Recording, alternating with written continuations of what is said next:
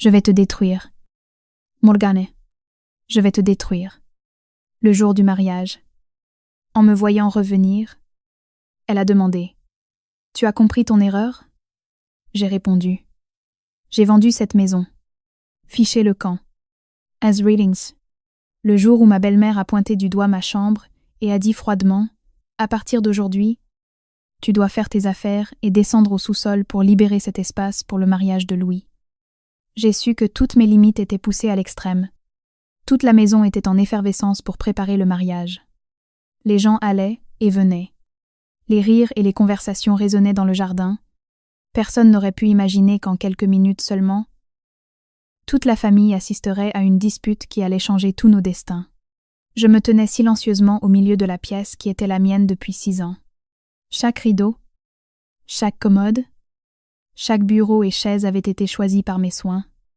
Les murs de couleur crème avaient été repeints à mon goût. Le grand lit en chêne était un cadeau de mariage de mes parents. Le coin bureau près de la fenêtre était l'endroit où j'avais passé d'innombrables nuits blanches à terminer des projets. Pour les autres, ce n'était qu'une pièce. Pour moi, c'était toute ma jeunesse et des années d'efforts acharnés. Ma belle-mère se tenait dans l'encadrement de la porte, les bras croisés. Sa voix était dure comme de la pierre. « Tu m'as entendu ? Sors tes affaires cet après-midi. Louis et sa femme vivront dans cette chambre. » Je l'ai regardée et j'ai demandé calmement. « Pourquoi dois-je déménager ?» Elle s'est renfrognée. Comme incrédule que j'ose la remettre en question. « Comment ça ? Pourquoi ? Il va se marier, il prévoit de fonder une famille bientôt, et n'ont pas encore les moyens d'avoir leur propre logement. Étienne est son frère aîné. Il est temps que vous fassiez un pas en avant et un sacrifice pour cette famille. » J'ai pris une grande inspiration. Je ne suis pas d'accord. Un silence soudain s'est abattu sur la maison. Les proches qui préparaient les petits fours pour le vin d'honneur ont levé les yeux vers nous. Ma belle-mère a fait un pas en avant. « Qu'est-ce que tu viens de dire ?» J'ai répété. « Je ne suis pas d'accord. C'est la chambre de Camille et d'Étienne depuis le jour de notre mariage. Si vous voulez rénover une autre chambre pour Louis, nous pouvons en discuter en famille. Mais je n'accepterai pas de déménager au sous-sol. » And shrink. Avant qu'elle ne puisse ajouter un mot, mon beau-frère, Louis, est entré par le jardin. « Camille, pourquoi es-tu si difficile ? On ne fait qu'échanger de chambre pour quelques mois. » Je me suis tournée vers lui. « Quelques mois. Et après ? On verra après ça. Yairitsone. Donc, tu ne la rendras jamais.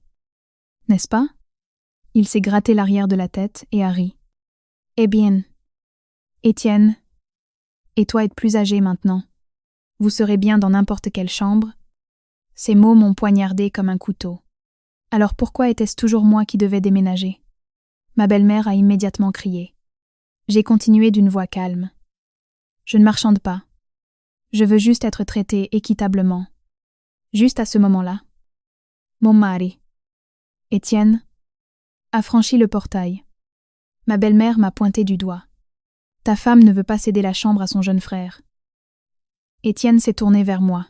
« Déménage simplement. » « Camille, ce n'est pas la fin du monde. » Je l'ai regardé droit dans les yeux. « Le penses-tu vraiment ?» Il a hoché la tête. « Ouais. C'est la seule vraie belle chambre de la maison. Louis se marie. On devrait la lui laisser. Supporte, ça juste un petit moment. » J'ai souri tristement. « Un petit moment ? C'est combien de temps ?» Il est resté silencieux quelques secondes. Puis a répondu « Arrête d'essayer de tout calculer. Ahindo. » J'ai dévisagé l'homme en qui j'avais autrefois eu plus confiance qu'en quiconque. Le jour de notre mariage, il m'avait tenu la main et promis de me protéger pour la vie. Pendant les jours où je travaillais toute la nuit pour rembourser nos dettes, il me serrait dans ses bras et disait qu'il se rattraperait à l'avenir. Et aujourd'hui, à cause d'un seul mot de sa mère, il était prêt à jeter sa propre femme hors de notre chambre. J'ai demandé très doucement, « Si ta petite sœur était traitée de cette façon, trouverais-tu cela normal ?» Il a froncé les sourcils. « Ne mêle pas d'autres personnes à ça. Je te le demande seulement à toi. » Il commençait à perdre patience. « Je te l'ai déjà dit. On ne fait qu'échanger de chambre. Pourquoi en fais-tu toute une histoire? J'ai ri. Oui. Pour lui, ce n'était qu'un échange de chambres. Mais pour moi, c'était une question de respect. Une des tantes d'Étienne a pris la parole. Laisse. Camille. Sois plus intelligente. C'est juste une chambre. Ne gâche pas le grand jour de Louis pour un drame immobilier mesquin. Nous voulons juste la paix. Je me suis tournée vers elle poliment. Si vous pensez que ce n'est qu'un drame immobilier, pourquoi ne pas les laisser emménager dans votre chambre parentale? Le visage de la femme est devenu instantanément rouge. Et elle a détourné le regard. Ma belle-mère tremblait de rage. Comment oses-tu faire honte à cette famille? Je l'ai regardée. Je n'ai jamais été impolie envers vous. Belle maman. Elle a pointé un doigt vers mon visage. Nous sommes une famille. C'est notre maison familiale maintenant. Tu n'aurais même pas cette maison si Étienne ne t'avait pas épousée. On. Je suis restée figée. Ces mots m'ont fait ressentir plus de tristesse que de colère. En 6 ans, je n'avais jamais pensé qu'un jour viendrait où ma gentillesse serait utilisée comme une arme contre moi. Quand la famille d'Étienne a fait faillite, c'est moi qui les ai accueillis. Combien de fois cette maison a-t-elle eu besoin de réparation? Et c'est moi qui ai fait le chèque. L'argent pour une nouvelle toiture, pour un nouveau parquet, pour la climatisation, les meubles, la taxe foncière. Je ne me suis jamais vantée de mes contributions. Et aujourd'hui, tout était effacé par une seule phrase. Tu vis dans ma maison. You. J'ai regardé mon mari une dernière fois. Penses-tu la même chose que ta mère? Il a baissé les yeux pendant quelques secondes, puis a dit « Maman a juste perdu son sang-froid. Prends un peu sur toi. » J'ai hoché la tête. Alors? C'était ça. À ses yeux, je devais toujours être celle qui endure. J'avais enduré depuis le jour de notre mariage. J'avais enduré quand sa mère me réprimandait. J'avais enduré quand son frère empruntait de l'argent et ne le rendait jamais. J'avais enduré quand toute la famille prenait tout ce que je faisais pour acquis. Et aujourd'hui, j'étais censée endurer encore. Il n'a rien ajouté. Son silence faisait plus mal que n'importe quel cri. Ma belle-mère a ricané froidement. « Si tu ne veux pas déménager, alors sors de cette maison. » L'atmosphère est devenue glaciale. Tous les proches m'ont dévisagé.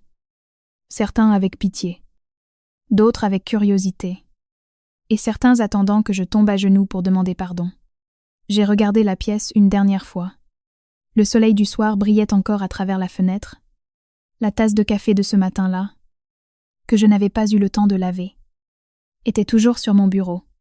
Tout m'était douloureusement familier. Je me suis tournée vers ma belle-mère.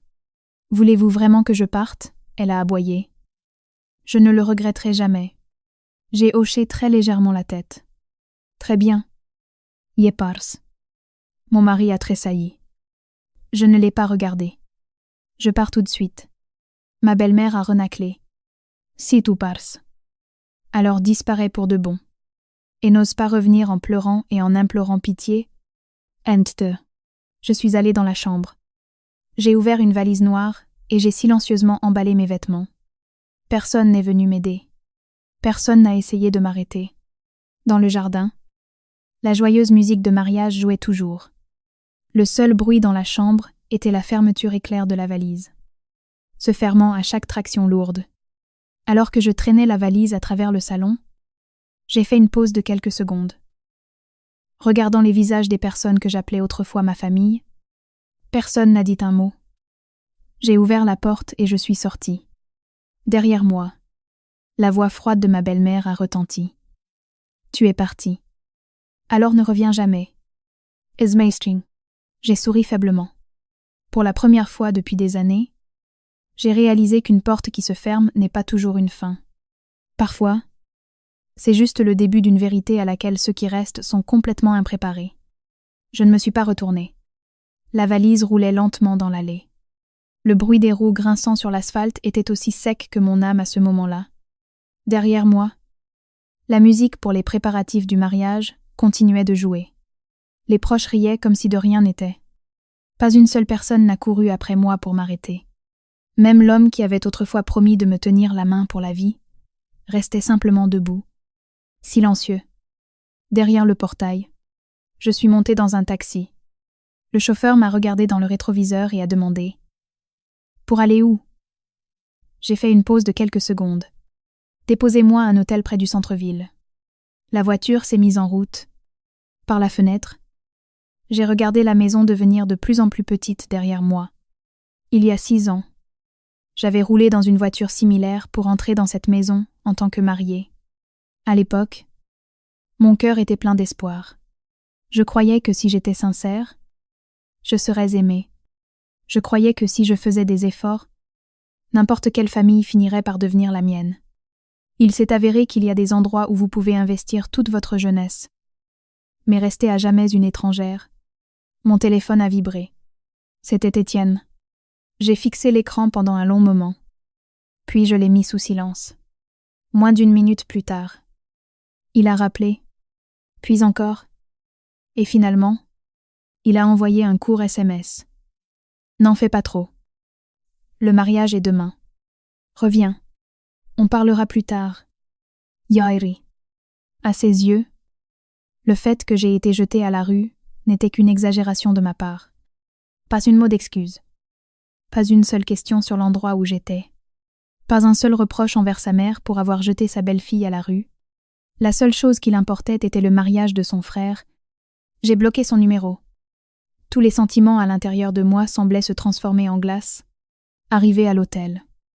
J'ai pris une chambre et j'ai posé ma valise. La chambre faisait à peine 28 mètres carrés. Pour une raison quelconque, on aurait dit un espace où je pouvais enfin respirer. Au moins ici. Personne ne me dirait de céder ma place. Personne ne verrait mes efforts comme une obligation. Personne ne me forcerait à rester silencieuse pour le bien de la famille. Je me suis assise sur le bord du lit. Pour la première fois depuis des années, la pièce était d'un calme troublant. Et le silence a fait ressurgir des souvenirs. Le jour où j'ai rencontré Étienne, il n'était qu'un jeune responsable commercial. Son salaire était modeste. Sa famille était ordinaire. Mais il était gentil et prenait toujours soin de moi. Mes parents avaient demandé « As-tu bien réfléchi à ça ?» J'avais hoché la tête.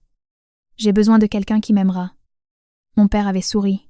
« Si c'est ton choix, nous le respectons. » Le jour de notre mariage, mes parents m'ont donné une très grosse somme d'argent. Mon père m'a prise à part et m'a dit « Ce n'est pas pour une lune de miel tape, à l'œil. C'est un apport personnel. Nous voulons nous assurer que tu auras toujours un bien solide à ton propre nom. » Au cas où, j'avais gardé cet argent très précieusement. 3 mois après notre mariage. La maison que toute la famille louait a été mise en vente par les anciens propriétaires. Ma belle-mère était ravie. Elle a dit « Si seulement nous avions l'argent pour l'acheter. » Étienne a juste soupiré. Où trouverions-nous ce genre d'argent? Cette nuit-là, j'ai pris tout l'argent que mes parents m'avaient donné et j'y ai ajouté mes propres années d'économie. J'ai dit à mon mari « Achetons cette maison. » Il était surpris. « Tu as autant d'argent ?» J'ai souri. « Il nous manque un peu. Nous allons contracter un prêt immobilier et ensuite nous le rembourserons ensemble. » Il m'a serré dans ses bras. « Merci. » And, lors de la signature de l'acte authentique de vente, le notaire a demandé « À quel nom mettons le titre de propriété ?» J'ai regardé mon mari. Il a souri. « C'est l'apport personnel de tes parents. Que la maison soit enregistrée à ton nom en tant que bien propre. Nous sommes mariés. C'est pratiquement à nous de toute façon. » À l'époque, j'étais touchée, pensant qu'il n'était pas matérialiste. En y repensant aujourd'hui, je vois à quel point la vie peut être ironique. Après l'achat de la maison, c'est moi qui ai payé la majeure partie des mensualités du prêt chaque mois. Le salaire d'Étienne suffisait à peine pour les dépenses quotidiennes. Je ne me suis jamais plainte. Il y a eu une période où mon entreprise procédait à des licenciements. Je travaillais tard dans la nuit. Je prenais des projets en freelance. Et je ne me reposais pas le week-end. Il y a eu des mois où je ne dormais que 4 heures par nuit. J'apportais tout l'argent que je gagnais dans la famille. Ma belle-mère me félicitait toujours. Notre belle-fille est tellement capable. Mais ces éloges ne venaient que lorsqu'elle avait besoin d'argent. Une fois, le toit fuyait beaucoup. Et j'ai dépensé près de 15 000 € pour le faire réparer. Elle riait en le disant aux voisins. « Regardez comment nous avons réussi à réparer la maison. Je l'ai entendu et j'ai juste souri, ne voulant pas me disputer. Une autre fois, Louis a eu un accident de voiture. Il m'a appelé en larmes. « Camille, aide-moi. Je n'ai pas l'argent pour payer les dégâts. » J'ai retiré près de 8 000 € et je les lui ai donnés ce jour-là. Après ça, personne n'a jamais mentionné le remboursement. Quand je l'ai gentiment évoqué, ma belle-mère a immédiatement dit « Nous sommes une famille, pourquoi tenir les comptes de telles choses ?» Et le sujet a été clos.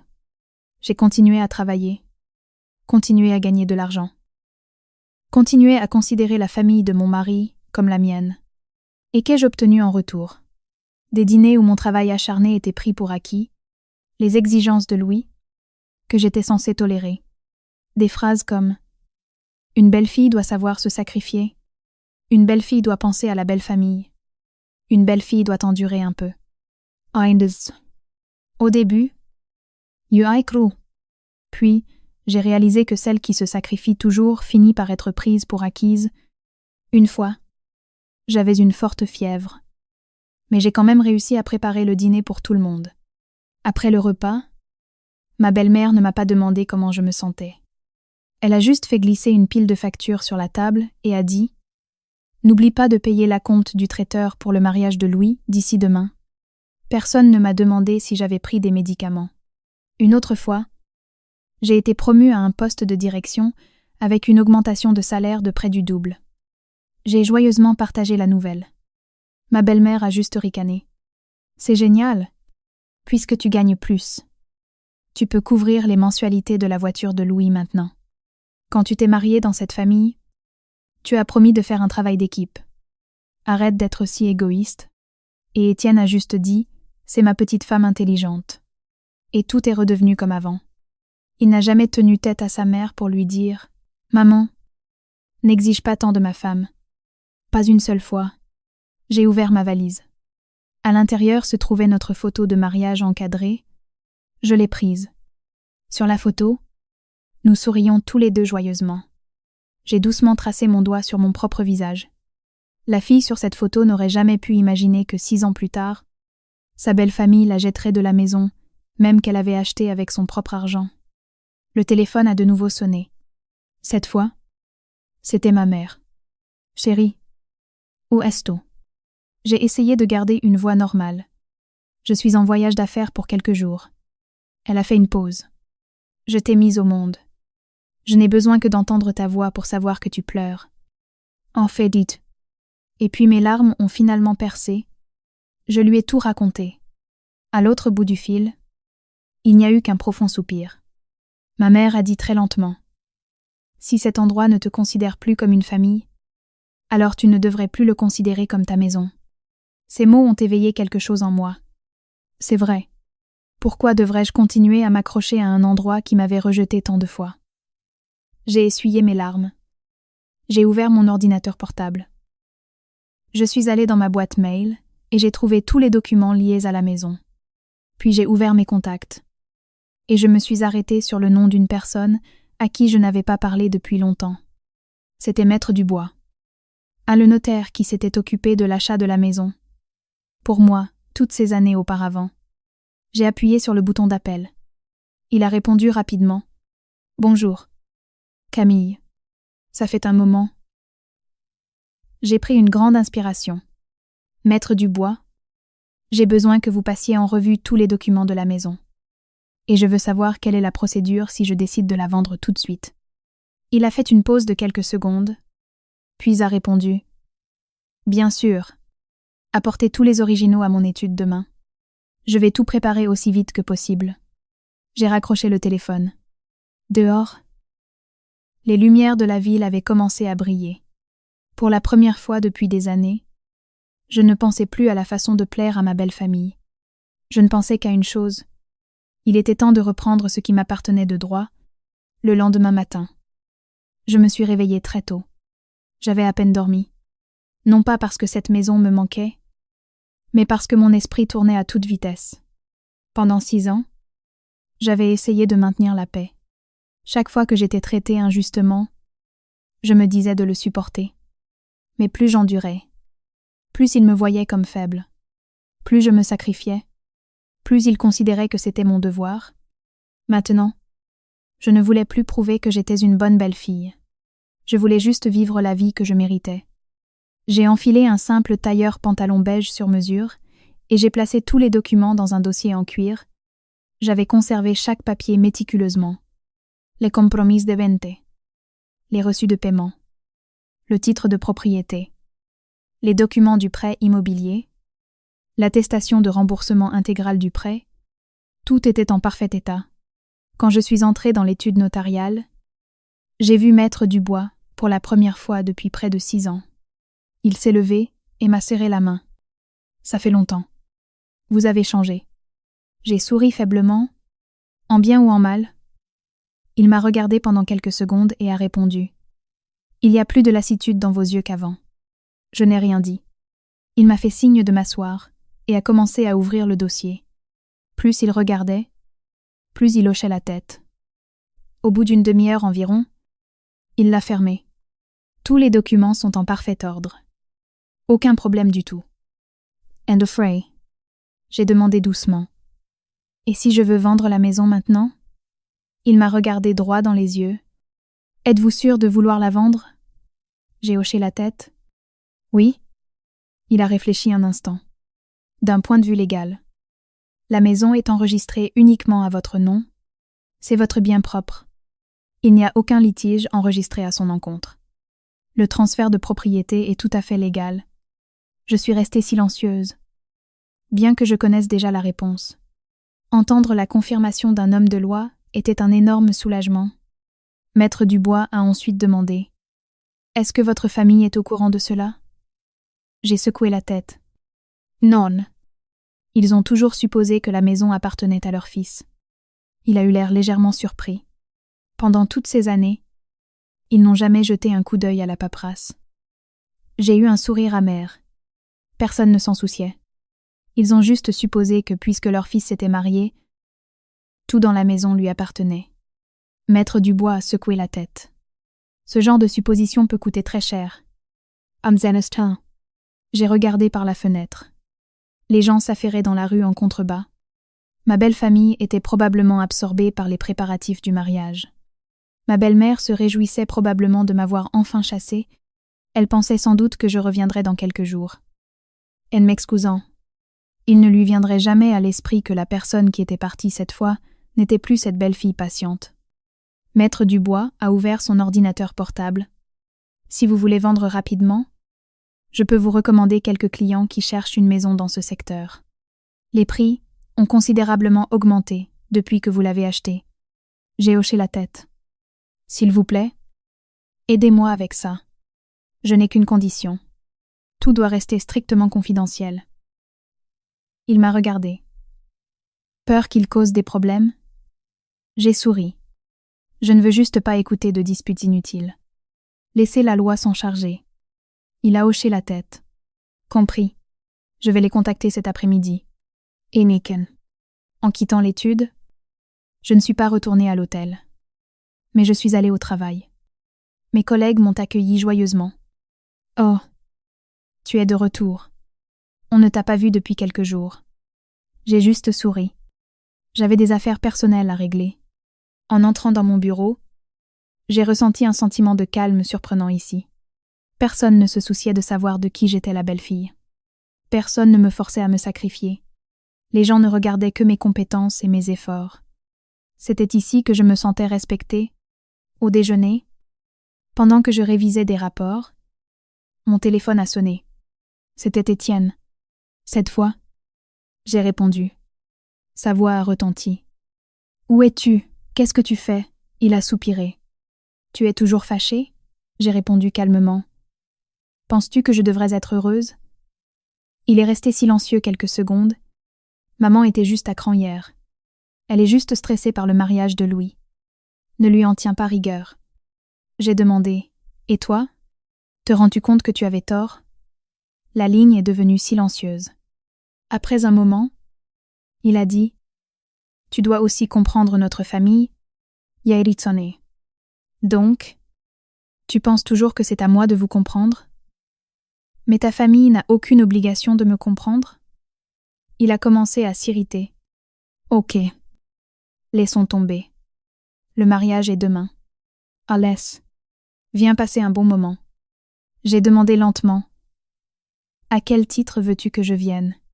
En tant que belle-fille ou en tant que domestique? Il s'est mis en colère. De quoi tu parles? J'ai répondu. De rien. Et j'ai raccroché. Pour la première fois, je ne ressentais pas la moindre once de culpabilité d'avoir mis fin à la conversation. Cet après-midi-là, Maître Dubois a rappelé. Avez-vous un peu de temps?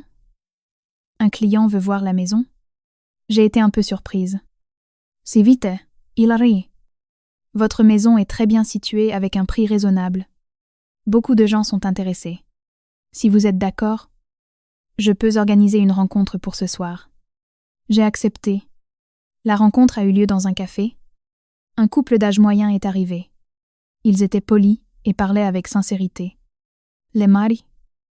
David. Adit. Nous cherchons une maison dans ce quartier depuis 6 mois. La vôtre nous a été recommandée, alors nous aimerions y jeter un coup d'œil. Je leur ai dit honnêtement, ma famille vit actuellement dans la maison. Si vous voulez voir l'intérieur, vous devrez attendre quelques jours. Sa femme, Hélène, a souri. Ce n'est pas un problème. Nous faisons confiance à notre notaire. L'essentiel est que la paperasse soit en règle. Aïfir. Maître Dubois leur a remis tous les documents pour examen.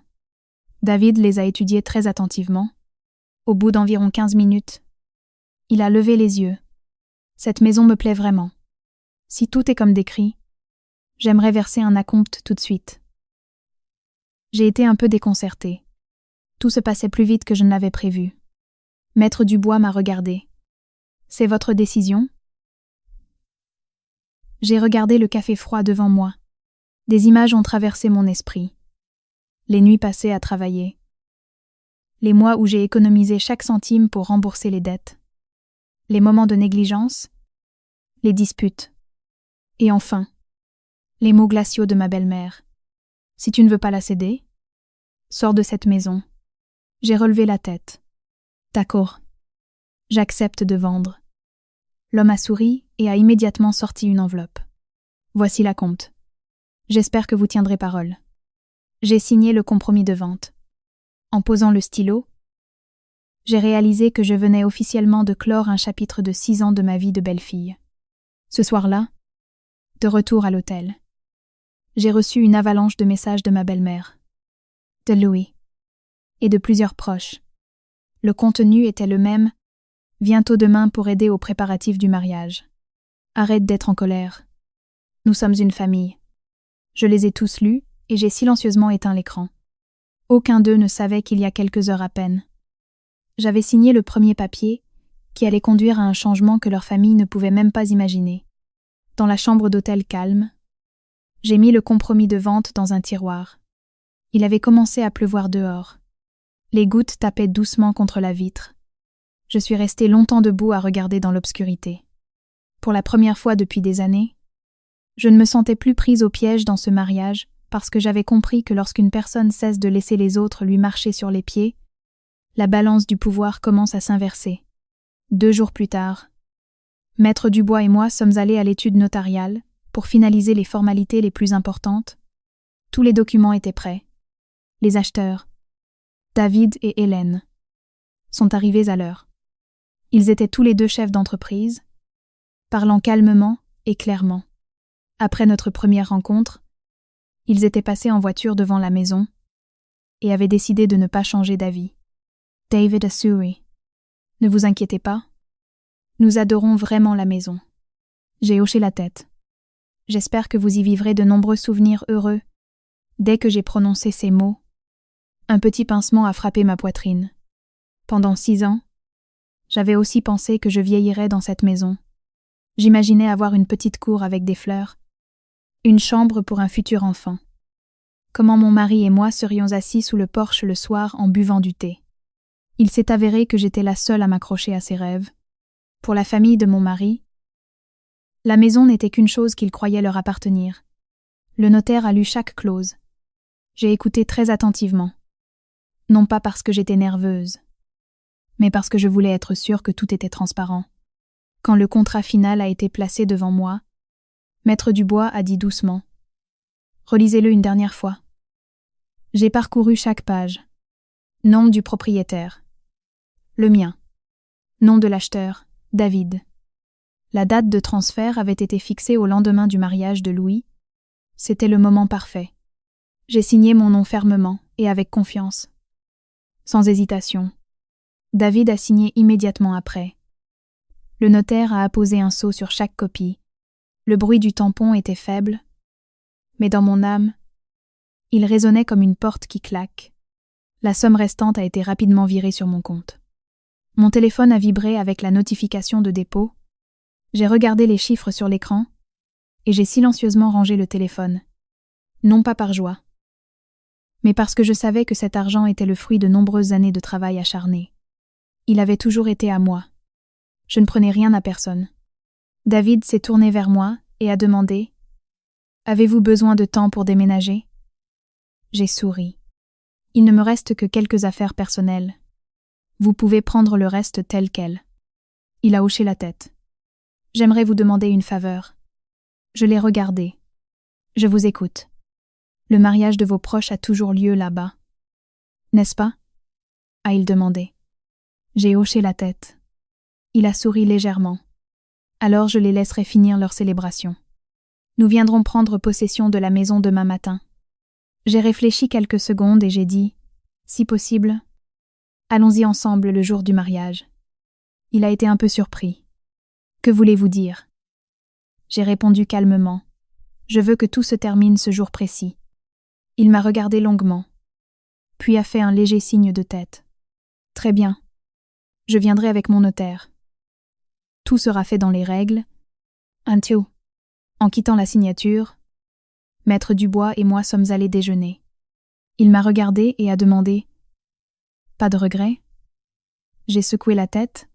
Si vous m'aviez posé la question il y a quelques années, j'aurais être dit oui. Mais pas maintenant. Il a souri. Vous avez vraiment changé. J'ai regardé le verre d'eau devant moi. Les gens ne changent qu'après avoir traversé trop de déceptions. Amy Claders. L'après-midi, je suis retournée à l'hôtel. Dès que j'ai ouvert la porte de ma chambre, le téléphone a sonné. C'était ma belle-mère. J'ai fixé l'écran 1 seconde. Puis j'ai répondu. Sa voix a tonné à l'autre bout. Bientôt demain. Il y a encore tellement à faire. J'ai demandé « Pourquoi m'appelez-vous » Elle a rétorqué « Pour préparer le banquet, pour nettoyer, pour accueillir les invités. Tu es la belle-fille. Tu devrais connaître tes devoirs. » J'ai ri doucement. Je croyais que vous m'aviez déjà jeté à la rue. Elle a renâclé. Je t'ai jeté dehors. Mais tu es toujours responsable du mariage de ton frère. J'ai demandé lentement. Et si je ne viens pas? Sa voix est devenue instantanément tranchante. Si tu ne viens pas, ne sois pas surprise de ce qui arrivera. J'ai répondu calmement. Ne vous inquiétez pas. Je n'en veux à personne. Sur ce, j'ai raccroché. Moins de 5 minutes plus tard, Étienne a appelé. Il a commencé sur un ton plus doux que d'habitude. Camille, reviens demain. Maman est juste en colère. Supporte ça juste pour une journée. J'ai demandé « M'appelles-tu parce que je te manque ou parce que tu manques de bras pour aider ?» Il a fait une pause. Puis a répondu « Qu'est-ce que tu t'imagines? Je veux juste la paix dans la famille. » J'ai eu un rire amer. La paix au prix de ma tolérance à toute épreuve. N'est-ce pas? Il a soupiré. Ne dis pas ça. Reviens. Et après le mariage, je parlerai à maman. J'ai demandé, en 6 ans. L'as-tu déjà fait? Silence absolu à l'autre bout. J'ai dit doucement. Tu n'as pas à le faire. Et j'ai raccroché. Ce soir-là, j'ai ouvert les réseaux sociaux. Il y avait de nombreuses photos des préparatifs du mariage. Louis essayait son costume. Ma belle-mère souriait joyeusement. Les proches étaient tous réunis. Quelqu'un avait même pris une photo de ma chambre. Le lit que j'avais acheté. L'armoire que j'avais choisie. Les rideaux que j'avais accrochés. Tout était recouvert d'une parure de lit rouge festive. La légende disait « La chambre des jeunes mariés ». Je l'ai regardé pendant un long moment et j'ai souri. Aucun d'eux ne savait que cette chambre ne leur appartenait plus. Cette même nuit, Maître Dubois a envoyé un message. Toutes les formalités sont réglées. Le nouveau propriétaire prendra possession de la maison strictement selon le plan. J'ai répondu très brièvement. Merci. Peu de temps après, David a également écrit. Nous avons tout préparé. Nous serons là à l'heure. J'ai regardé l'horloge. Il restait moins de 24 heures. Le jour que la famille de mon mari attendait le plus, le jour qu'il croyait ouvrirait une nouvelle vie pour le fils cadet, le jour où ma belle-mère pourrait se vanter auprès de ses proches. Mais pour moi, ce serait le jour où toute la vérité éclaterait. Le lendemain matin, toute la ville était baignée d'un soleil radieux. L'hôtel où je séjournais donnait sur une large avenue. J'ai tiré les rideaux et pris une grande inspiration. Les notifications inondaient mon téléphone. Photos de mariage. Vidéos de l'arrivée de la mariée. Félicitations. Rire. Tout n'était qu'agitation et joie. J'ai ouvert calmement mon dossier. À l'intérieur se trouvait l'acte de vente, le reçu de paiement intégral, l'accord de remise des clés et les clés de la maison. J'ai soigneusement placé tout cela dans mon sac à main. Puis, j'ai enfilé une élégante robe blanche et me suis légèrement maquillée. Non pas pour impressionner qui que ce soit, mais pour entrer dans cette journée la tête haute.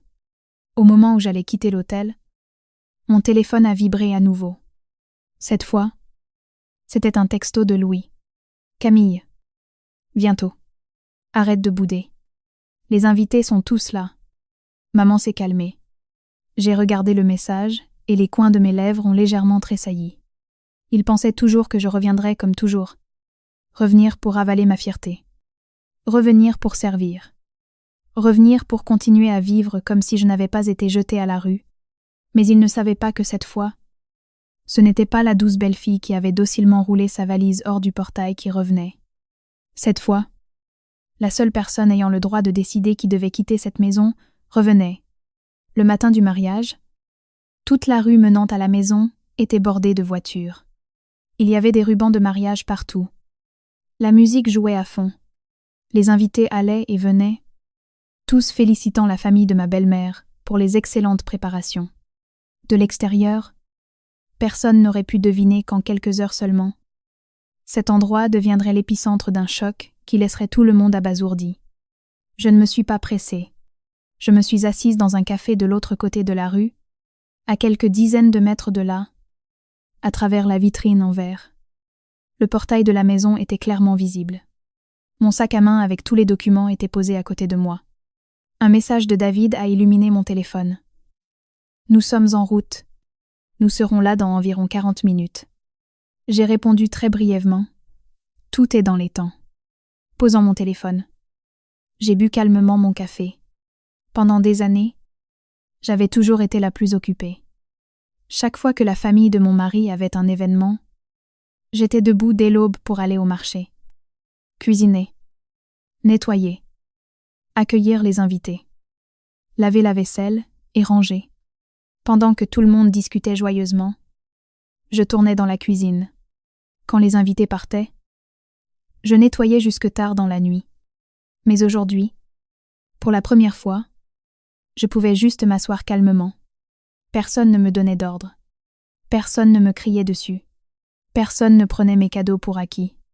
Vers 10 heures du matin, le cortège nuptial a commencé à revenir.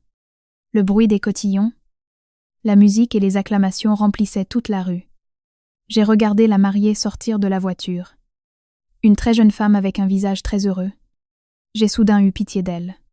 Elle était probablement comme moi il y a 6 ans, croyant que si elle aimait sincèrement, elle serait aimée en retour. C'était dommage qu'elle ne sache pas dans quel genre de famille elle s'apprêtait à entrer. Verschmidi. Je me suis levée. J'ai payé mon addition et j'ai marché lentement vers la maison. Chaque pas était confiant. Il n'y avait plus de tremblement. Au portail, quelques proches m'ont vu et ont commencé à chuchoter. La belle-fille est de retour. Nous pensions qu'elle était partie pour de bon, mais j'imagine qu'elle a réalisé son erreur et est revenu. Quelqu'un a même ricané. Les femmes sont comme ça. Elles se fâchent un peu. Mais elles reviennent toujours. J'ai juste souri et n'ai rien dit en entrant dans la cour. Les invités avaient déjà rempli toutes les tables. Les verres trinquaient. Ma belle-mère portait une robe de soirée bordeaux. Le visage rayonnant. Dès qu'elle m'a vue, un sourire suffisant et victorieux est apparu sur ses lèvres. Elle a dit délibérément assez fort pour que tout le monde entende. « Tu as compris ton erreur ? As-tu enfin décidé de revenir ?» La cour entière a sombré dans le silence instantanément. Des dizaines d'yeux se sont tournés vers moi.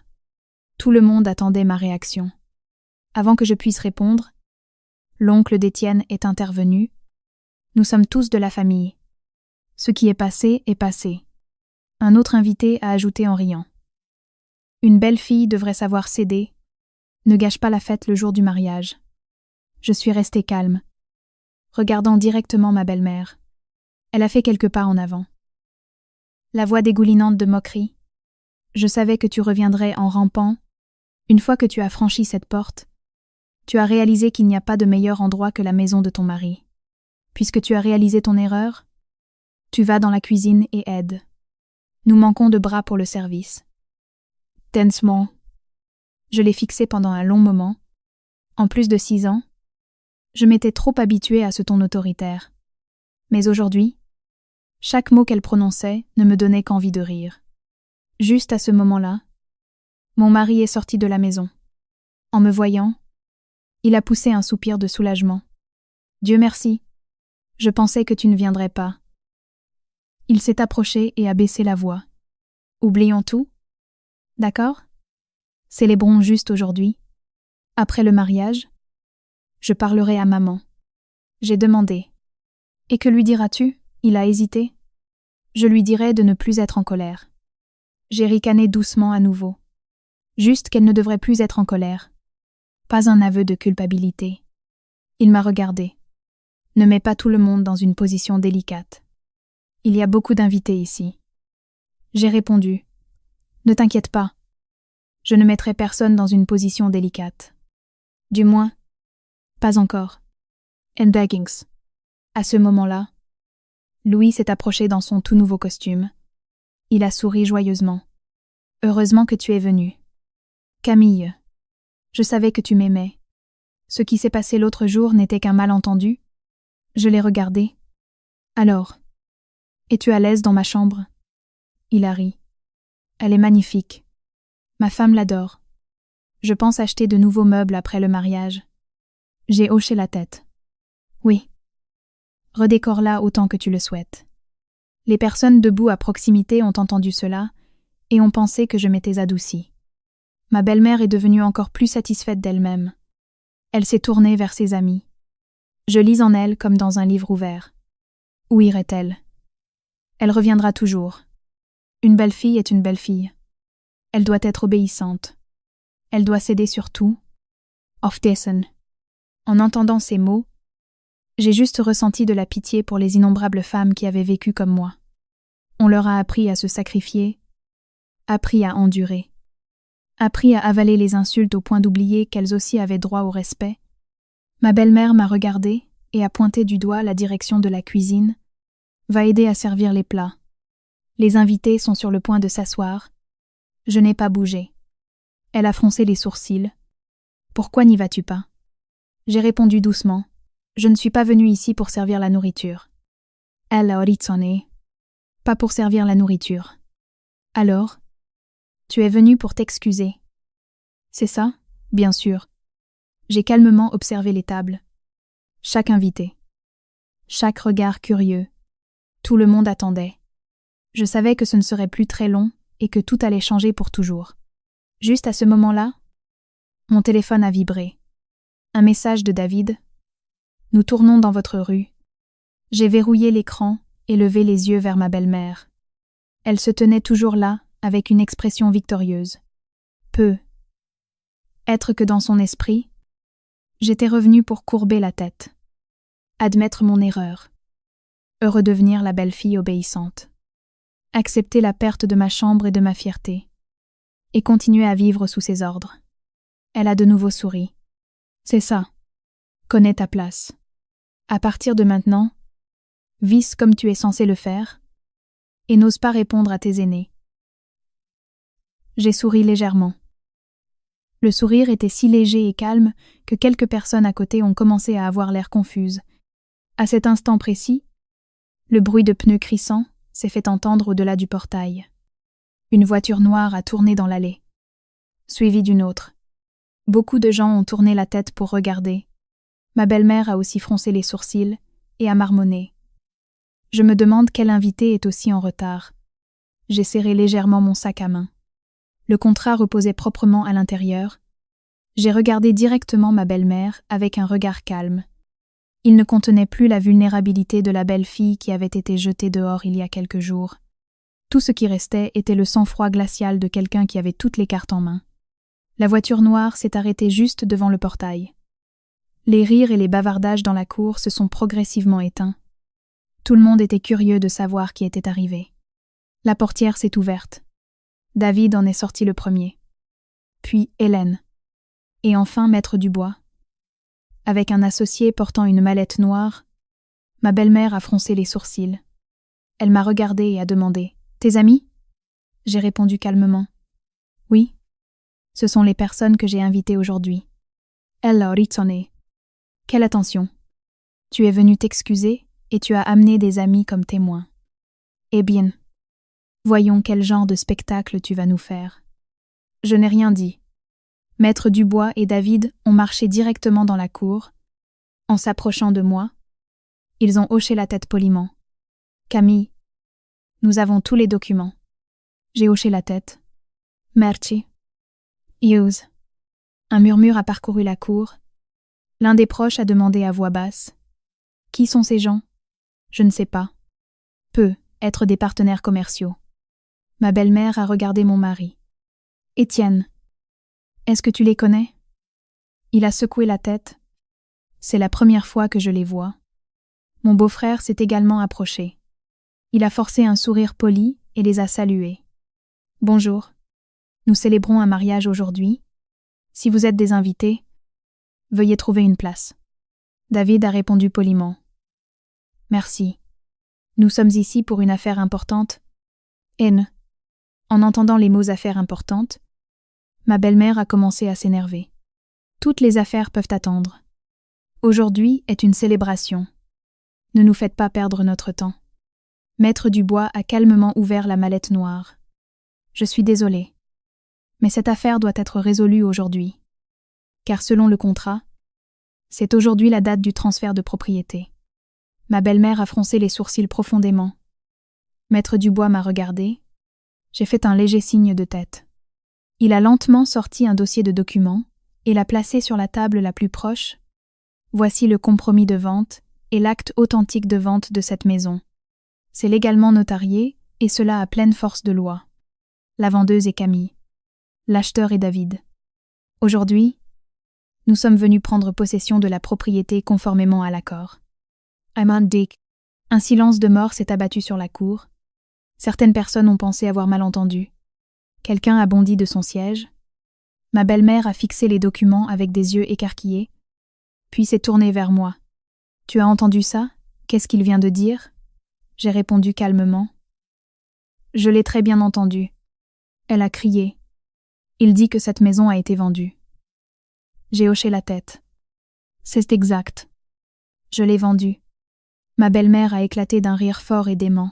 « Es-tu folle ? Cette maison appartient à mon fils. De quel droit l'as-tu vendue ? » Je l'ai regardé droit dans les yeux. « Du droit de la propriétaire légale. » En début. Le sourire a disparu de son visage instantanément. Elle a pointé un doigt vers moi. « Tu racontes n'importe quoi. C'est la maison de mon fils. » Étienne. Dis-leur. Mon mari avait également pâli. Il m'a regardé. J'ai silencieusement ouvert mon sac à main.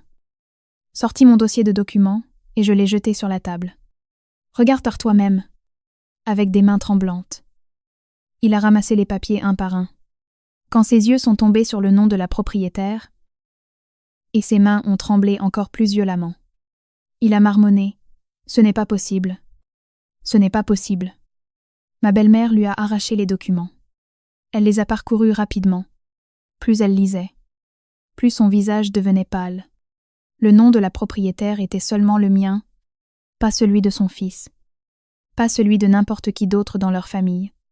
L'oncle d'Étienne a pris les documents pour regarder. Il a dit doucement « Tout est correct. Tout est correct. Les papiers sont vrais. And wait. » Un brouhaha de voix a éclaté dans la cour. Nous pensions que c'était la maison d'Étienne. Mais elle est au nom de la belle-fille. Eh bien, alors elle avait tout à fait le droit de la vendre. Ma belle-mère a jeté violemment les documents sur la table. Non. C'est impossible. Tu m'as menti pendant 6 ans. Tu as trompé toute notre famille. Je l'ai regardée. Je n'ai trompé personne. Depuis le jour où elle a été achetée, tous les documents étaient disponibles. C'est juste que personne dans la famille n'a jamais pris la peine de les regarder. Elle a commencé à balbutier. Mais l'argent pour acheter la maison était à mon fils. Je me suis tournée vers mon mari. Veux-tu leur dire la vérité? Il a baissé la tête, incapable de dire un mot. L'un des proches a demandé « Étienne, comment est-ce possible ?» Il a dégluti difficilement. « L'argent. » L'argent pour l'achat venait en grande partie de Camille. En Ken. La cour du mariage a explosé.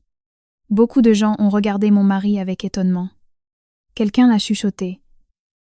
Et pendant toutes ces années, nous pensions que la maison était à lui. Ma belle-mère s'est retournée vers son fils.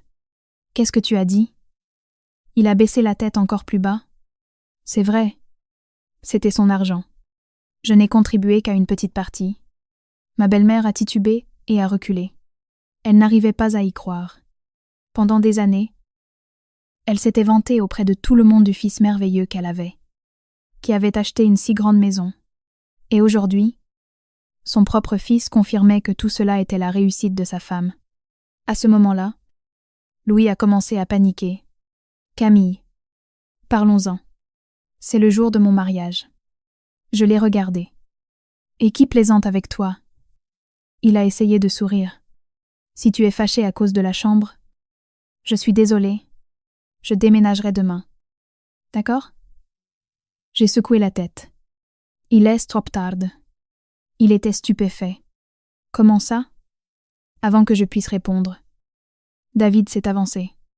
Il a parlé poliment mais fermement. « Je suis désolée. Selon le contrat, à partir d'aujourd'hui, cette maison m'appartient. Je demande à tout le monde de coopérer pour libérer les lieux. » Ma belle-mère s'est précipitée en avant. « Non. Je ne vais nulle part. C'est ma maison. » Maître Dubois a répondu calmement. « Selon la loi, ce n'est plus la propriété de votre famille. Si vous continuez à entraver le transfert de propriété, nous serons obligés d'appeler la police. » Oh, mint. Ma belle-mère a pointé un doigt vers mon visage. « Espèce de traîtresse. Comment oses-tu vendre la maison ?» Je l'ai fixée pendant un long moment.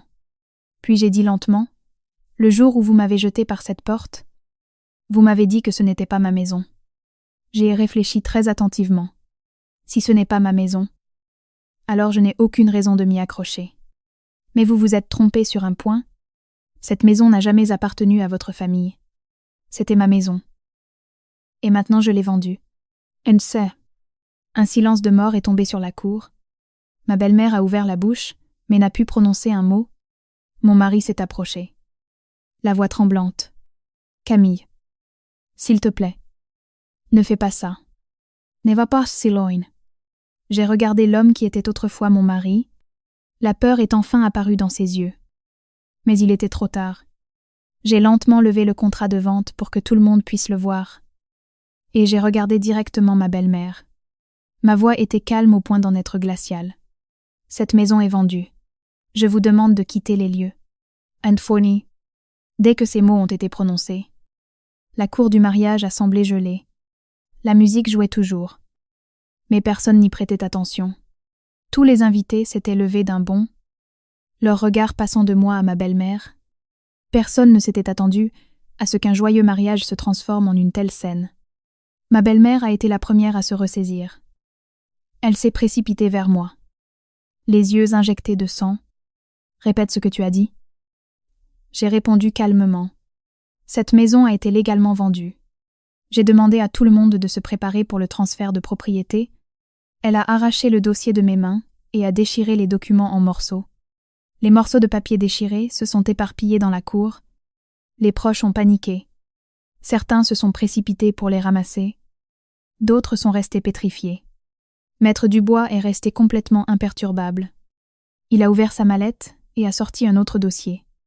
D'une voix calme, il a dit « Vous n'avez pas besoin de les déchirer. Tous les contrats originaux sont conservés à l'étude notariale. Ce ne sont que des copies, même si vous en déchirez une centaine. La transaction reste valable. » En entendant cela, ma belle-mère a semblé perdre toute sa force. Elle a reculé en trébuchant, marmonnant « C'est impossible. C'est impossible. » À ce moment-là, mon mari est venu et m'a attrapé le bras. « Camille, s'il te plaît. Nelovens pos. Annulons le contrat. » Je me suis doucement dégagée. « Penses-tu qu'un contrat immobilier est une blague? Tu signes quand tu veux et tu annules quand tu veux? » Il est devenu frénétique. « Yeah. Je paierai les pénalités. Je contracterai un prêt. » Je l'ai regardé. « Où trouverais-tu ce genre d'argent? » Il s'est tu. Je savais parfaitement qu'en 6 ans, il n'avait aucune économie significative. Son salaire couvrait à peine ses dépenses. Et c'était moi qui avais remboursé presque la totalité du prêt immobilier. David s'est avancé. Il a dit très poliment « Je compatis à la situation de votre famille, mais j'ai déjà payé l'achat dans son intégralité. Si nous annulons l'accord, qui m'indemnisera pour mes dommages ?» Il n'y a eu aucune réponse. Louis a couru vers nous. Paniqué. « Camille, je t'en supplie. C'est le jour de mon mariage. Ne fais pas ça. Laisse-nous au moins célébrer. » Je l'ai regardé. « Quand tu as pris ma chambre, as-tu pensé à mes sentiments? » Il a baissé la tête. J'ai secoué la tête. « Quand tu as ri et dit « Tu seras bien dans n'importe quelle chambre. » As-tu jamais pensé qu'un jour viendrait où tu n'aurais toi-même pas de chambre où dormir? La mariée, debout à proximité, a éclaté en sanglots. Elle s'est tournée vers son nouveau mari. « Tu m'avais dit que c'était ta maison. Comment est-ce arrivé? » Mon beau-frère a balbutié. « Je le pensais aussi. » La jeune femme a sangloté bruyamment. La famille de la mariée a commencé à se rassembler. Son père s'est avancé. La voix pleine de colère. « Le mariage vient de commencer. Et il n'y a déjà plus de maison. Votre famille a caché une chose aussi importante. Ma fille ne peut pas construire un mariage sur un mensonge. » Ma belle-mère s'est empressée d'essayer d'expliquer. « Non. C'est juste un malentendu. La maison est toujours à nous. » Le père de la mariée a pris les documents que Maître Dubois lui a tendus. Il les a lus très attentivement. Après avoir lu, il a regardé ma belle-mère. Ce sont de vrais documents. Il n'y a pas de malentendu ici. Le visage de ma belle-mère est devenu blanc comme un linge. Elle s'est tournée vers son fils. « Étienne, dis quelque chose. » Mon mari est resté là, perdu. Il m'a regardé. « Camille, j'avais tort. Je suis désolée. Rentrons à la maison et parlons. » J'ai ricané doucement. « Rentrer où ?» Il s'est étouffé avec ces mots. « À la maison? À notre maison ?» Je l'ai regardé. « Quelle maison ?» La question l'a figé. Juste à ce moment, le téléphone de David a sonné. Il a écouté pendant quelques secondes, puis s'est tourné vers moi. « Les déménageurs sont là. Nous pouvons commencer. » J'ai hoché la tête. « S'il vous plaît. » « Allez-y. » Bientôt. Un camion s'est arrêté au portail. Plusieurs ouvriers en uniforme en sont sortis. Ils portaient des cartons, des diables de manutention et du matériel d'emballage. Une agitation a parcouru les invités restants. Quelqu'un a même sorti son téléphone pour filmer. En voyant cela, ma belle-mère a crié « Ne filmez pas. Rangez vos téléphones. » Mais il était trop tard. La scène était déjà capturée par de nombreux objectifs. Une des tantes a soupiré doucement. Si seulement elle n'avait pas jeté Camille dehors à l'époque. Un autre oncle a secoué la tête. La fille a vécu dans cette famille pendant tant d'années. Elle n'a jamais rien fait de mal. Ma belle-mère s'est tournée vers eux. « Vous la défendez ?» Personne n'a répondu. Car ils comprenaient tous maintenant qui était en tort. 2 policiers sont apparus au portail. Le commissariat local les avait envoyés à la demande du notaire pour assurer un transfert de propriété pacifique. Ils sont entrés et ont salué poliment tout le monde. Après avoir examiné les documents légaux fournis par Maître Dubois, un officier s'est tourné vers la famille de mon mari. Nous demandons à la famille de coopérer. La vente est légale. Veuillez rassembler vos effets personnels pour éviter tout conflit inutile. Cette confirmation a été le dernier clou dans le cercueil des espoirs de la famille de mon mari. Personne ne pouvait plus nier la vérité. La maison qu'ils considéraient comme leur revenant de droit appartenait désormais officiellement à quelqu'un d'autre. Après les mots de l'officier, une lourde atmosphère s'est abattue sur la cour du mariage. Des tables chargées de nourriture, des verres de vin à moitié bus. Quelqu'un avait éteint la musique. Les seuls bruits étaient le vent bruissant dans la cour et les halètements stupéfaits des quelques spectateurs restants. Ma belle-mère s'est effondrée lourdement sur une chaise en plastique. Ses mains tremblaient alors qu'elle marmonnait sans fin. « C'est impossible. C'est ma maison. C'est ma maison. » Mais maintenant, personne ne compatissait avec elle. Les proches qui étaient récemment de son côté étaient silencieux. Certains faisaient discrètement leur bagage. D'autres cherchaient une excuse pour partir. L'oncle âgé d'Étienne s'est approché de moi. Il a soupiré doucement. « Pardonne-moi. Je t'ai blâmé à l'époque. Moi aussi. Mais maintenant je sais ce qui s'est réellement passé. » J'ai hoché la tête poliment. « Ce n'est rien. » Il a regardé ma belle-mère et a dit lentement. « Les gens ne comprennent la valeur de ce qu'ils ont que lorsqu'ils le perdent. C'est dommage que la prise de conscience arrive trop tard. » Sur ce, il a tourné les talons et est parti. Parun. Les gens se sont levés et ont fait leurs adieux et sont partis. Personne ne voulait rester dans cette atmosphère étouffante. En moins d'une demi-heure, la cour autrefois, bondée, était à moitié vide. Les tables de banquet étaient pleines. Les fleurs éclatantes. Mais toute la joie s'était évanouie sans laisser de traces. La mariée était assise sur une chaise près de la porte, son maquillage coulant avec ses larmes. Ses parents la consolaient sans cesse. Finalement, son père s'est levé. Il a regardé mon beau-frère. « Aujourd'hui, je ne t'en veux pas. Mon garçon. Mais que ta famille cache une chose aussi importante. Ma fille ne peut pas commencer un mariage avec ça. » Louise a paniqué. Je ne savais vraiment pas. Le père de la mariée a secoué la tête. Que tu aies su ou non n'a plus d'importance. Il s'est tourné vers sa fille. Fais tes affaires. Nous rentrons à la maison. La mariée a regardé son mari avec des yeux rouges, remplis de larmes. J'ai besoin de temps pour réfléchir. Sur ces mots, elle et ses parents ont franchi le portail.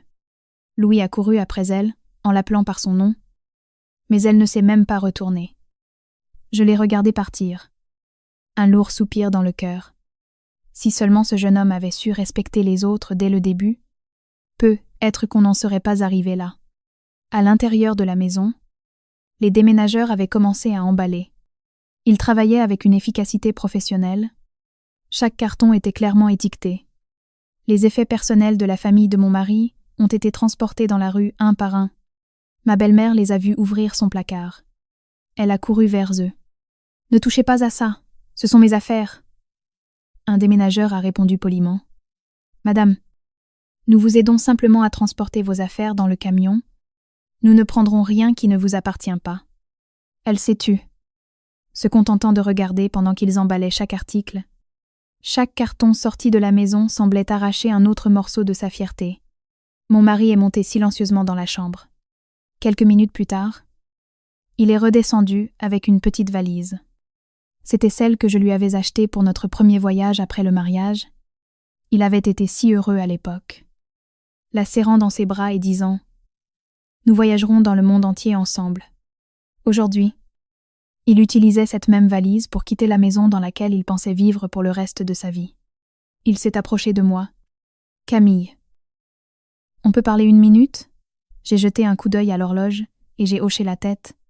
Nous sommes allés dans l'arrière-cour où poussait un buisson de lilas que j'avais autrefois planté de mes propres mains. Il avait fleuri, ses fleurs recouvrant tout le mur. Il a regardé autour de lui, la voix tremblante. Tu avais dit que quand il fleurirait, ce serait magnifique. J'ai souri. Oui. C'est juste que je n'ai jamais pu le voir en pleine floraison. Il a baissé la tête. Je suis désolée. Je sais qu'il est trop tard pour dire quoi que ce soit maintenant. Mais je ne veux vraiment pas te perdre. Ender. Je l'ai regardé calmement. Sais-tu ce que je regrette le plus? Il a secoué la tête. Ce n'est pas la chambre. Ni la maison. Ni même les 6 années de ma jeunesse. Ce que je regrette le plus, c'est d'avoir un jour cru que tu te tiendrais à mes côtés. Il a fermé les yeux. Des larmes coulant sur ses joues. Il a dit très doucement. J'ai été un lâche. Yena la nie pas. J'ai répondu doucement. Oui. Tu n'as jamais osé défendre celle que tu étais censée protéger. Même quand j'ai été jetée à la rue, tu as choisi de te tenir derrière ta mère. Il a sangloté. Donne-moi une chance de plus. Je changerai. J'ai secoué la tête. Certaines erreurs peuvent être réparées. Mais il y a d'autres erreurs qui n'ont besoin d'être faites qu'une seule fois. Je n'ai plus la foi nécessaire pour recommencer à zéro. Il a baissé la tête très bas et n'a pas pu ajouter un mot. Je suis retournée à l'avant. À ce moment-là, presque toutes les affaires avaient été déplacées à l'extérieur. Un camion se tenait au portail. Rempli à ras-bord, ma belle-mère se tenait à côté. L'air perdu, regardant la maison, puis la plaque d'immatriculation. Son regard était vide, être que pour la première fois de sa vie, elle ressentait ce que c'était que de tout perdre à cause de sa propre fierté. David s'est approché de moi. Nous avons presque terminé. J'ai hoché la tête. Merci pour votre patience. Il a souri. Je ne fais qu'exercer mes droits. Pour être honnête, je vous admire. Tout le monde ne pourrait pas gérer ça avec autant de sang-froid. J'ai souri faiblement. Probablement parce que j'ai déjà pleuré toutes mes larmes. Il n'en reste plus aujourd'hui. Amiraga. Quand le dernier carton a été chargé, Maître Dubois est venu m'informer que la remise des clés était terminée. À partir de ce moment, la maison appartenait officiellement à David. David a accepté le trousseau de clés de ma main et l'a serré poliment. Merci. Je vous souhaite le meilleur pour commencer votre nouvelle vie. J'ai hoché la tête. Et je vous souhaite, à vous et à votre famille, de nombreux souvenirs heureux ici. Il a souri et est retourné à l'intérieur pour inspecter la maison une dernière fois. Le portail s'est lentement fermé. Ma belle-mère l'a fixé pendant un long moment. Elle a fait quelques pas en avant comme pour entrer. Mais s'est arrêtée. Elle n'avait plus le droit de franchir ce seuil. Le camion s'est mis en route. Emportant toutes les possessions de la famille de mon mari, personne ne savait où ils dormiraient cette nuit-là. Personne ne savait ce qui leur arriverait demain. Je savais seulement une chose. La famille qui m'avait autrefois jeté dehors avec une arrogance absolue se tenait maintenant dans la rue avec ses bagages, regardant une maison qu'ils n'avaient pas le droit d'appeler la leur. 3 mois plus tard, ma vie avait changé d'une manière à laquelle je ne m'attendais pas. J'ai quitté l'hôtel et loué un petit appartement près de mon bureau. Pas très spacieux, ni luxueux, mais chaque matin, je me réveillais en ressentant un sentiment de paix. Fini les cris. Fini les regards en coin. Fini le besoin de plaire à tout le monde. Je vivais simplement pour moi-même. J'ai divisé l'argent de la vente de la maison en plusieurs parties. Une partie est allée sur un compte d'épargne. J'en ai investi une autre. Avec les fonds restants, j'ai créé un cabinet de conseil aux entreprises avec 2 amis. Beaucoup de gens pensaient que je ne savais qu'endurer. Mais après avoir quitté ce mariage, j'ai enfin eu la chance de prouver mes véritables capacités. L'entreprise a grandi plus vite que prévu.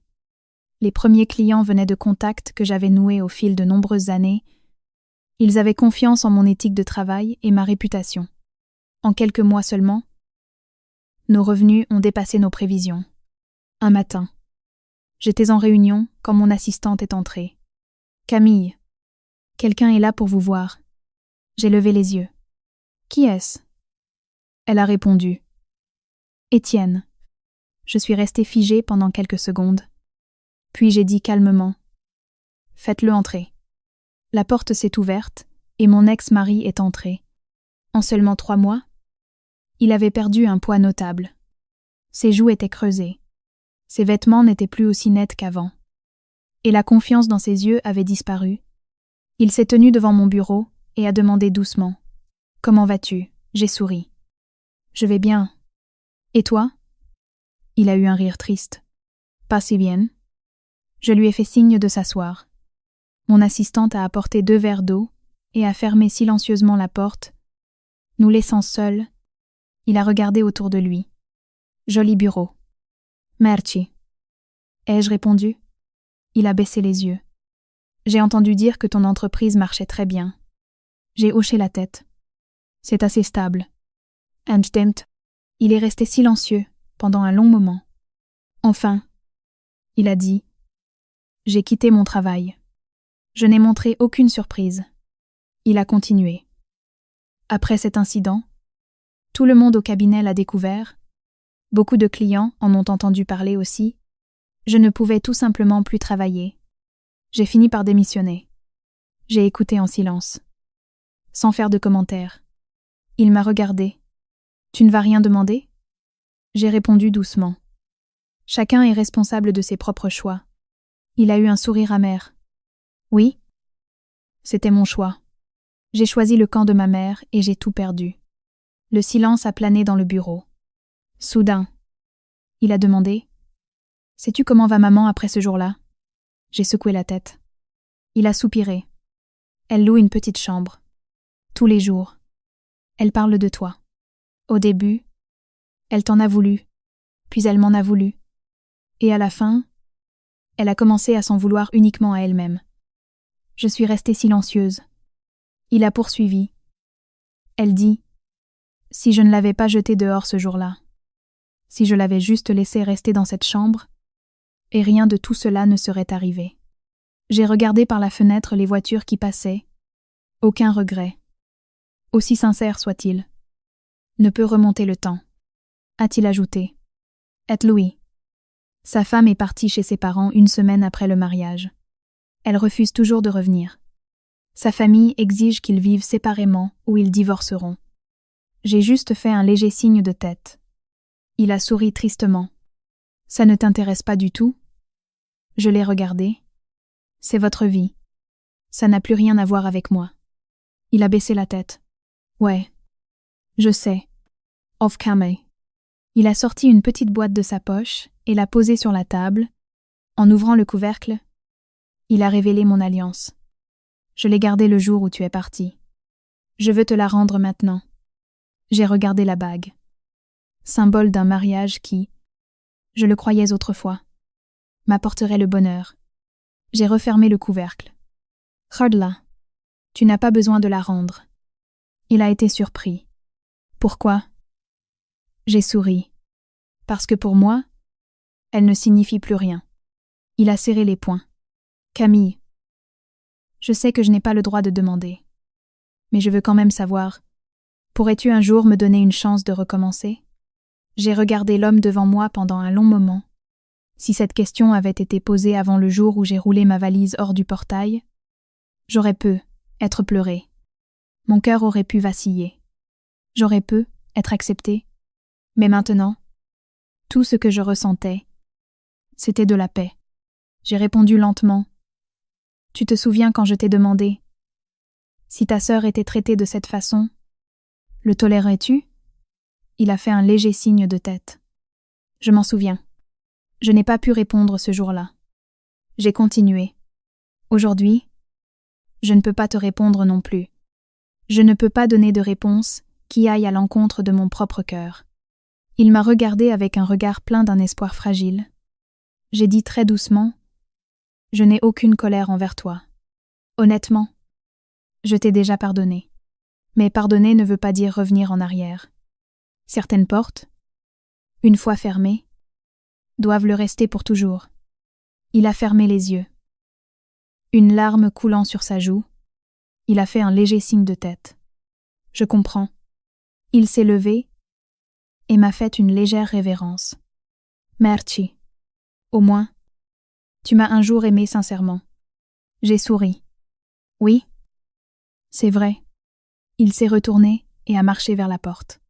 Après quelques pas, il s'est arrêté. Sans se retourner, Il a dit doucement. Je te souhaite d'être heureuse. J'ai répondu. Je te souhaite d'être en paix. Toi aussi. La porte s'est fermée. Je suis restée assise là pendant un long moment. Il n'y avait plus de douleur. Plus de regret. Seulement un sentiment de légèreté, comme si je m'étais débarrassée d'un lourd fardeau que j'avais porté pendant des années. Ce soir-là, j'ai reçu un appel d'un agent immobilier. Elle m'informait que la signature pour un petit pavillon sur lequel j'avais récemment versé un acompte était terminée. Je pouvais emménager la semaine prochaine. J'ai raccroché avec un sourire et j'ai regardé le ciel bleu par ma fenêtre. J'ai soudain réalisé que la vie est parfois très juste. Elle peut vous enlever un toit au-dessus de votre tête, seulement pour vous donner plus tard une vraie maison. Un endroit où vous n'avez à servir personne, un endroit où votre valeur se mesure à votre amour-propre, votre courage et vos bonnes décisions. Une semaine plus tard, j'ai officiellement emménagé dans ma nouvelle maison. Ce n'était pas une villa luxueuse ou le plus grand manoir de la ville, mais c'était une maison achetée avec les fruits de mon propre travail. Il n'y avait pas de souvenirs amers, pas de cris, pas de journées passées à essayer de plaire aux autres. Le tout premier matin, je me suis préparé une tasse de café. J'ai ouvert toutes les fenêtres, et la lumière du soleil a inondé le salon. J'ai pris une grande inspiration. Pour la première fois depuis des années, j'ai ressenti ce qu'était la vraie liberté. Mon téléphone a vibré. C'était ma mère. « Alors, tu as emménagé ?» J'ai souri. « Oui. »« Maman, quand est-ce que papa et toi venez me rendre visite ?» À l'autre bout, elle a ri joyeusement. « Nous viendrons ce soir, avec un dîner de pendaison de crémaillère. Je vais préparer ton plat préféré. » J'ai répondu doucement. « Je vous attendrai. » End of free. Ce soir-là, la voiture de mes parents s'est arrêtée au portail. Dès que mon père est sorti, il a regardé la maison. Il a souri. Enfin, ma fille a une vraie maison. Je l'ai serrée dans mes bras et j'ai dit doucement. Cette fois, je vais en prendre soin. Ma mère a apporté des sacs de nourriture. Elle a traversé la maison et a dit joyeusement. Une maison n'a pas besoin d'être immense. L'important, c'est qu'elle soit remplie de rire. Nous avons dîné tous les trois dans cette atmosphère chaleureuse. Aux choses que je n'avais pas eues depuis des années. Personne ne me jugeait. Personne ne me forçait à me sacrifier. Personne ne prenait mes efforts pour acquis. Après le dîner, mon père a mis une enveloppe d'argent sur la table. J'ai été surprise. « Papa, qu'est-ce que c'est ?» Il a souri gentiment. « Un cadeau de pendaison de crémaillère. » J'ai repoussé l'enveloppe. « J'ai plus qu'assez. » Il a secoué la tête. « Ce n'est pas parce que tu manques de quoi que ce soit. C'est parce que nous voulons partager cette joie avec toi. » J'ai pris l'enveloppe. Les larmes aux yeux. « Alors, c'est ça que ça fait d'être vraiment aimé. » Quelques jours plus tard, mon entreprise a organisé une fête pour célébrer la signature d'un contrat avec un partenaire majeur. C'était un événement très formel. Après mon discours, un collègue s'est approché de moi. « Camille, quelqu'un veut vous parler. » Je me suis retournée et j'ai vu mon ancienne belle-mère. Elle se tenait dans un coin de la salle. Elle avait considérablement vieilli, il y avait plus de gris dans ses cheveux et son visage avait l'air épuisé. Elle s'est approchée de moi. La voix beaucoup plus basse qu'avant. « Camille, je peux te parler 1 minute ?» Je l'ai regardée et j'ai hoché la tête. Nous sommes allés dans le jardin derrière le restaurant. Pendant un long moment, aucune de nous n'a dit un mot. Finalement, elle a parlé. « Pardonne-moi. » Je suis restée silencieuse. Elle a continué. « Je croyais que tu étais obligée de tout sacrifier pour ta belle famille. Je pensais que tout ce que tu faisais était de ton devoir. Ce n'est qu'après avoir tout perdu que j'ai réalisé que personne n'est obligé d'endurer pour toujours. » Sa voix a tremblé. J'avais tort. Très tort. Si je pouvais remonter le temps, je te traiterais complètement différemment. Zaden. J'ai regardé la femme qui m'avait autrefois causé tant de douleur. Il n'y avait plus aucune trace de son arrogance passée. Seulement une personne âgée pleine de regrets. J'ai dit doucement. « J'accepte vos excuses. » Elle a levé les yeux rouges. « Vraiment ?» J'ai hoché la tête. « Je ne veux pas porter de haine pour le reste de ma vie. Mais il y a une chose. Je ne reviendrai pas. Elle a baissé la tête. Je comprends. C'est le prix que je dois payer. Je l'ai regardé. J'espère qu'à l'avenir, vous traiterez bien quiconque entrera dans votre vie. Ne faites partir personne de la façon dont je l'ai fait. Elle a essuyé ses larmes et a fait un léger signe de tête. Je m'en souviendrai. Oh, à ce moment-là, mon téléphone a sonné. C'était le bureau. Tout le monde m'attendait pour une photo commémorative. J'ai regardé mon ex-belle-mère. Je dois y aller. Elle a souri. Va-su. Ne fais pas attendre les gens. J'ai fait une légère révérence. Je me suis retournée et je me suis éloignée. Cette fois, il n'y avait plus d'attache, plus de lourdeur dans mon cœur, seulement un sentiment de paix. Quand je suis rentrée dans la salle, tout le monde a applaudi. Le PDG de l'entreprise partenaire m'a serré la main. Félicitations. J'ai hâte de cette longue collaboration. J'ai souri. Sans aucun doute, les flashs des appareils photos ont crépité les uns après les autres. À ce moment-là, je me suis soudainement souvenue du jour où j'étais sortie de l'ancienne maison avec ma valise. Si j'avais baissé la tête ce jour-là, si j'avais continué à endurer, peut-être qu'aujourd'hui je serais encore une femme vivant dans l'humiliation. Heureusement, j'avais fait un choix différent. Ce soir-là, j'ai conduit jusqu'à ma nouvelle maison. Le ciel était plein d'étoiles. La rue était calme. Dès que j'ai ouvert le portail, j'ai senti le parfum du jasmin venant du coin de la cour. C'était un buisson que ma mère avait planté quelques jours auparavant. Je suis restée debout pendant quelques minutes, regardant la chaude lumière jaune s'échapper des fenêtres. Et un sentiment de tranquillité m'a envahi. J'ai ouvert la porte avec ma clé et je suis entrée chez moi. Fini de demander la permission. Fini de regarder des visages désapprobateurs. Fini la peur d'être jetée dehors le lendemain. J'ai posé mon sac à main. Je me suis versé un verre d'eau et je me suis assise près de la fenêtre, regardant dans l'obscurité. Dehors, la vie continue.